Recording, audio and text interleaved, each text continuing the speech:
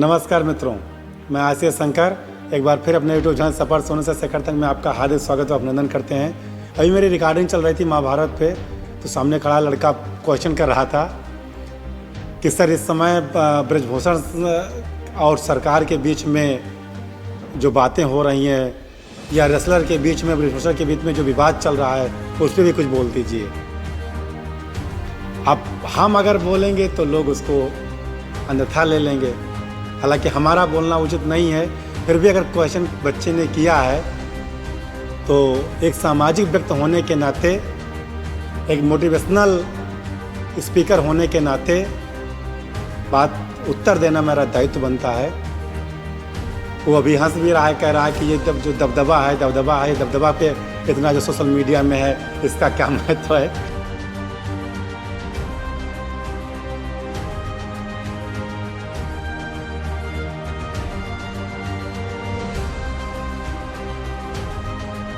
देखिए, हमने एक वीडियो बहुत पहले भी बना के आपको डाला था अपने चैनल पे, जब पर साल आज के 1 साल पहले ये मामला जनवरी में उठा था तब भी। अब आज भी मैं जो अब मामला हुआ है उसको भी लेकर मैं एक ही बात कहना चाहता हूँ कि कोई भी व्यक्ति बात जो दबदबा की है, दबदबा कोई खैरात में नहीं मिलता है। दबदबा आनुवांशिक नहीं होता है। दबदबा जेनेटिक चीज नहीं है जो एक पुश्त से दूसरे पुश्त में कन्वर्ट हो गई है। ये बनाना पड़ता है। दबदबा का अगर शाब्दिक अर्थ लिया जाए या सकारात्मक लिया जाए तो पावर, मेरे विचार से दबदबा का अर्थ है पावर। और पावर ऐसी चीज नहीं है कि कोई मार्केट का सामान है जाके पैसा देके खरीद लाओ। इस पावर को प्राप्त करने के लिए आपको त्याग और तपस्या करना पड़ेगा। कहीं ना कहीं एक पक्ष अगर देखा जाए तो नेताजी ने त्याग तपस्या अपना 30-40 सालों का मेहनत किया है, तब आज पैसा, पावर और जनता सब इकट्ठा कर पाए हैं। और ये तो मानवीय स्वभाव है कि जब पैसा, पावर होगा तो घमंड स्वाभाविक है, वो आ जाएगा। या तो व्यक्ति इतना सात्विक हो जाएगा कि अपने जीवन में शांति ले लेगा, तब फिर वो ये काम कर नहीं पाएगा।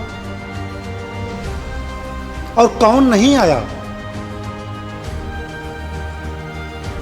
पूरे रामचरितमानस के दौरान, राम अपने जीवन के दौरान आप देख लीजिए, 2-3 बार उनको भी गुस्सा आया, उन्होंने भी अपने पावर का इस्तेमाल किया।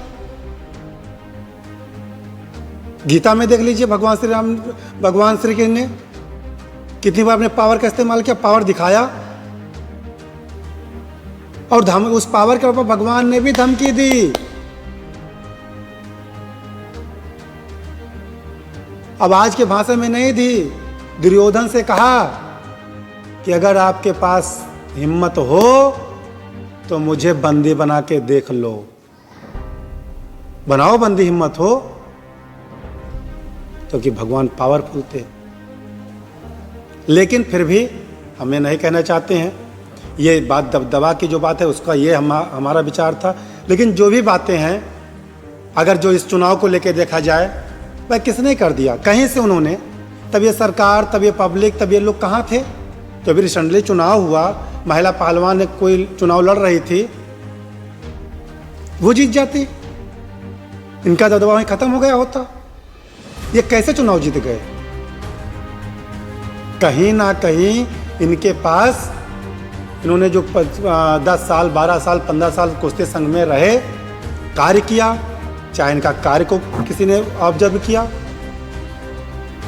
चाहे इनके त्याग, तपस्या, मेहनत, जो भी कुछ किया, उसी का तो परिणाम हुआ कि इनके सहयोगी चुनाव जीत गए। काम न किए होते, गलत होते, पूरा भारत में 1 साल से न्यूज़ थी, सब ब्रजभूषण सिंह गलत हैं, तो चुनाव हार जाते ना। इनके हाथ में थोड़ा ना था। कौन सा गोंडा के लोगों को वोट देना था कि जबरदस्ती वोट दिला लेंगे? पूरे भारत के कई प्रांतों के लोगों को वोट देना था।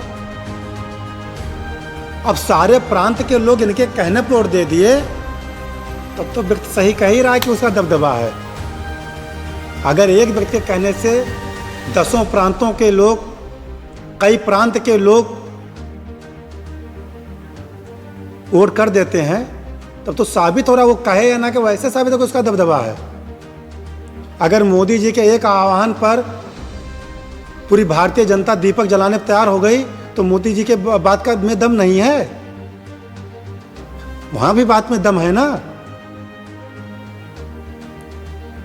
अगर किसी पावरफुल व्यक्ति के बात कह देने से, उसके कार्य करने से, उसके सपोर्ट में पूरी जनता आ जाए, तो उसकी एक भाषा में उसका भी तो दबदबा है। बस यही है, कहने का लहजा अलग है, समझने का लहजा अलग है। और दूसरी चीज, हाँ, जो बातें हैं, जो रेसलर पहलवानों ने, महिलाओं ने कहा है, वो सारे मामला न्यायालय में विचाराधीन है। न्यायालय ना नेताजी की है और ना उन महिलाओं की है। दोनों लोग अपनी अपनी बात रखेंगे और जो दोषी होगा उसको सजा मिलेगी। लेकिन इस पे हम आप लड़ें आपस में, हम आप अपनी बातें रखें, हम आप उसका मजा लें, ये गलत बातें हैं। जितना समय हम इन सब चीज़ों में किसी को उठाने में, किसी को पढ़ने में लगा रहे हैं, उतना समय अपने आप करियर पे लगाएं, अपना करियर बनाएं और सीखें। नेताजी के भी पूरे चर्या सीखें कि क्या अच्छी चीज़ है। जो आपको उनसे लेने वाले गुण हों उनको लीजिए, और जो उनके दोष हों वो अपना लीजिए। लेकिन किसी के ऊपर उंगली उठाने से पहले आप ध्यान रखें कि एक उंगली उस पर आप उठा रहे हैं तो 3 उंगली आपके तरफ इशारा कर रही है। दूसरों पर चिंतन करने से पहले खुद पर चिंतन कीजिए। दूसरों पर उंगली उठाने से पहले खुद पे एक बार विचार कीजिए, तब किसी पे कटाक्ष कीजिए तो अच्छा लगता है। जिस दिन आप भी उस पद पे पहुंचोगे ना, तो आप आज के डेट में जिस भी चीज़ों में, जिस भी क्षेत्र में आपके अंदर कुछ पावर है, क्या उसके अंदर आपके पास घमंड नहीं है? किसी मैथमेटिक्स के अध्यापक से बात कीजिए जो जबरदस्त नॉलेज रखता हो, वो कहता भी हम मैथ में मेरा कमांड है, ये दबदबा नहीं हुआ। किसी किसान से बात कीजिए जो 10 कुंटल, 5 कुंटल, 7 कुंटल बीघा पैदा करता हो, कहता हम पैदा करके दिखा देंगे, ये दबदबा नहीं है। किसी पहलवान से देखिए जंगा ठोंकता है, किस पहलवान को हम मिट्टी में मिला देंगे, ये दबदबा नहीं है। जिस भी क्षेत्र में आपको महारत हासिल हो जाएगी, तब आपकी भाषा जरूर बदल जाएगी।